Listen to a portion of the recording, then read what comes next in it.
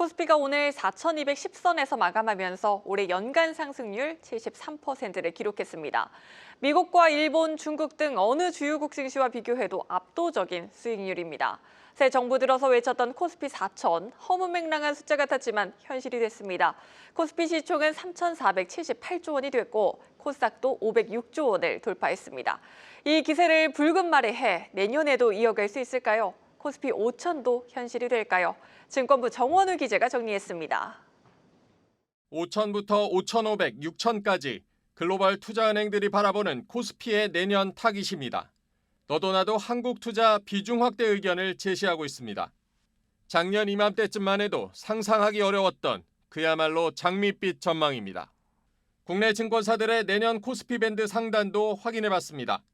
글로벌 투자은행들에 비해 다소 보수적인 수준이지만 대체로 낙관적입니다. 낙관론의 첫 번째 근거는 실적 개선 기대입니다. 코스피 상장사들의 올해 영업이익은 300조 원 수준이 예상되고 있습니다. 내년에는 100조 원 이상 늘어나며 400조 원을 넘길 것으로 전망됩니다. 내년에도 반도체를 필두로 해서 우리나라 기업들의 실적이 상당히 좋을 수 있다 이렇게 전망을 하고 있습니다. 특히 내년도 순이익 증가율이 한 40%될 걸로 지금 컨센서스가 형성이 되어 있는데요. 그런 부분을 감안하면 내년도 증시도 저희는 5,000포인트 이상 상승할 것으로 전망을 하고 있습니다. 실적 상승을 주도하는 섹터는 단연 반도체입니다. 올해 삼성전자와 SK하이닉스의 합산 영업이익은 80조 원대로 예상되는데 내년에는 2배가량 늘어날 것으로 추정되고 있습니다.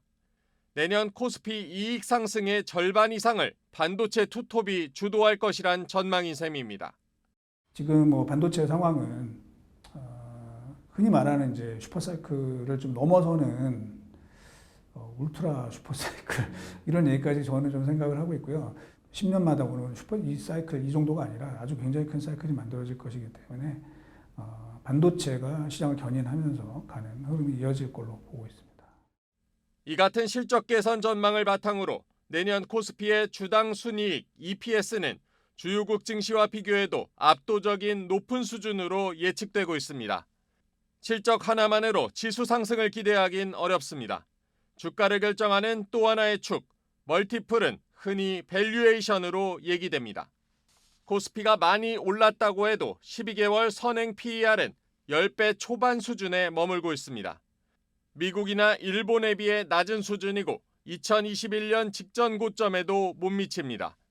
아직 코리아 디스카운트는 해소되지 않았고 여전히 실적 대비 저평가 영역이라는 겁니다.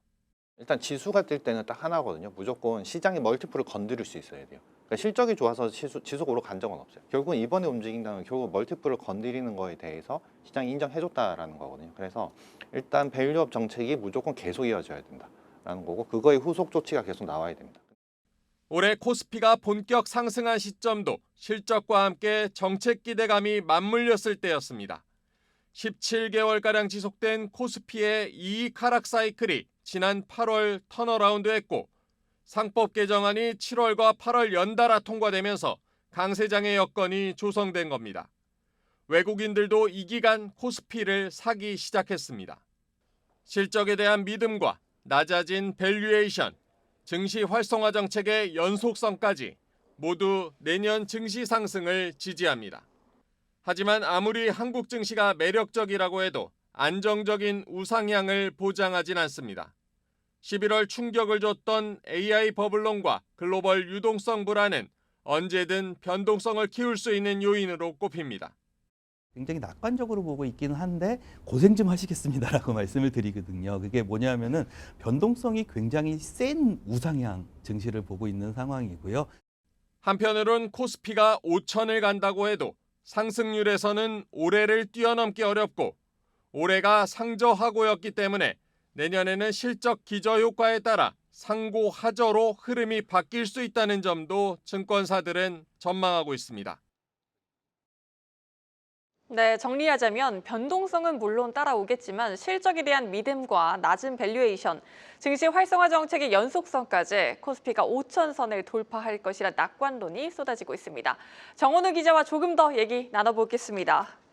정 기자, 앞서 본 것처럼 일단 장밋빛 전망이 우세한데 이것만 믿기보다는 우리 투자자들은 유의해야 할 변수들도 함께 살펴보는 게 좋을 것 같아요. 어떤 것들이 있습니까? 네, 그렇습니다. 앞서 언급한 것처럼 증권사들의 전망 보고서를 보면 내년 증시 상승의 이제 키포인트는 반도체 실적이 쥐고 있습니다. 반도체가 내년 실적 상승의 이제 대부분을 차지하고 사실상 반도체만 바라보고 있는 것인데요. 이것이 오히려 리스크가 될 수도 있습니다. 지금 뭐 실적과 그 멀티플이 동시에 확장하는 시기에는 실적이 이제 기대만큼 나와주지 못한다면 실적은 떨어지고 밸류에이션은 바로 거품처럼 보일 수 있는 이런 양방향으로 충격을 줄 수 있기 때문에 내년 높아진 실적 기대치를 기업들이 충족하면서 가느냐가 중요한 관건으로 꼽힙니다.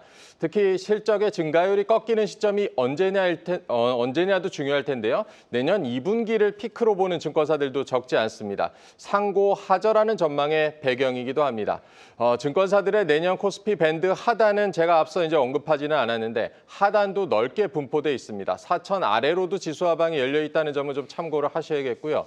그리고 증권사들마다 밴드의 편차가 크게 나타나고 있습니다.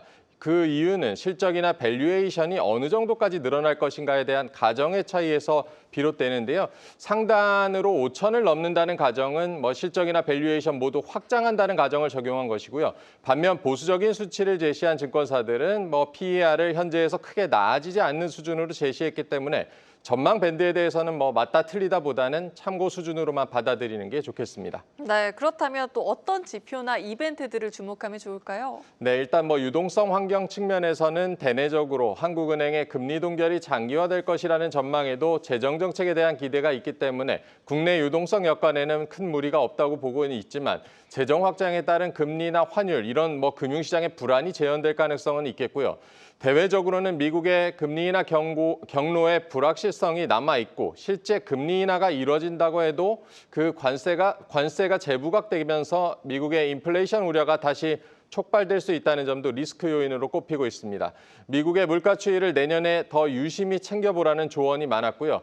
또 내년 4분기 미국에는 중간 선거가 있는데요. 결과에 따라서 정치적 불확실성이 확대될 수 있다는 점도 변수입니다.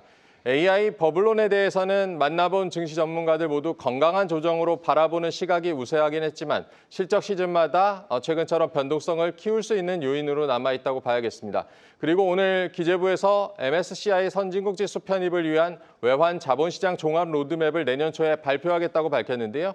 우리나라의 그 선진국 지수 관찰 대상국 지정 여부도 내년에 눈여겨봐야 할 변수가 되겠습니다. 네, 장밋빛 전망이 쏟아지는 2016 우리 증시 기대만큼 힘을 내주길 간절히 소망해 봅니다. 증권부 정원우 기자였습니다.